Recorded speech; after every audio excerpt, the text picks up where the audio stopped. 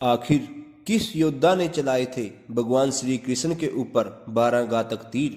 क्या हुआ जब महाभारत के युद्ध के बीच में श्री कृष्ण लहूलुहान हो गए? कहा जाता है कि महाभारत के युद्ध में भगवान श्री कृष्ण ने अर्जुन और दुर्योधन को 2 विकल्प दिए थे। एक, या तो भगवान श्री कृष्ण निहत्थे होंगे, उनको चुने, या भगवान श्री कृष्ण की सेना को चुने जो कभी नहीं हारी थी।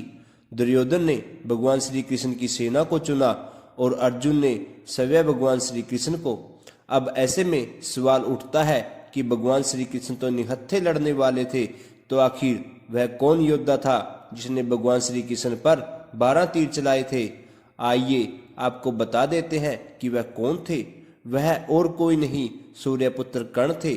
तो आइए दोस्तों जानते हैं कि उस समय आखिर हुआ क्या था जो कर्ण को 12 तीर भगवान श्री कृष्ण पर चलाने पड़े थे। यह बात थी युद्ध के 17वें दिन की, जब कर्ण और अर्जुन एक दूसरे के आमने सामने थे। उन दोनों के बीच भयंकर युद्ध हो रहा था। दोनों योद्धा एक दूसरे पर असीम शक्तियों का इस्तेमाल कर रहे थे। कर्ण की रणनीति यही थी कि वह अर्जुन को मारना चाहता था और अर्जुन यह चाहता था कि वह कर्ण को खत्म कर दे। दोनों योद्धा ही एक दूसरे के बचपन से ही जानी दुश्मन थे। दोनों ही एक दूसरे को सबसे सर्वश्रेष्ठ धनुर्धर मानते थे। वह समय भी आ गया जब कर्ण ने अर्जुन को मारने के लिए सर्प बाण चलाने का निश्चय किया।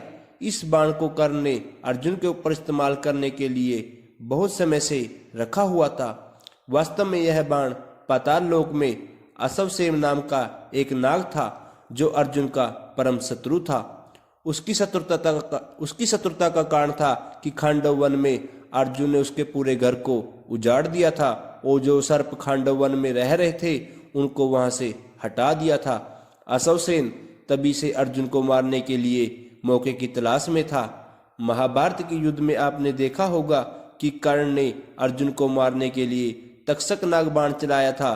कोई उसे तक्षक कहता है, कोई उसे अश्वसेन कहता है। जब कर्ण ने अर्जुन के ऊपर अश्वसेन बाण चलाया तब अर्जुन उस बाण को पहचान नहीं पाया, जबकि उनका रथ चला रहे भगवान श्री कृष्ण ने अश्वसेन को पहचान लिया और भगवान श्री कृष्ण ने रथ को अपने पैरों से धरती में घुसा दिया।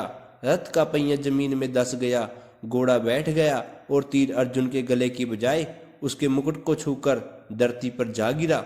इस तरह भगवान श्री कृष्ण ने अर्जुन को बचा लिया। अर्जुन और भगवान श्री कृष्ण जब रथ का पहिया निकालने धरती पर उतरे तभी कर्ण ने मौका देखकर अर्जुन पर वार करना शुरू कर दिया। तभी अर्जुन की ढाल और कोई नहीं, स्वयं भगवान श्री कृष्ण बने। उसी समय भगवान श्री कृष्ण के 12 बाण शरीर में धंस गए।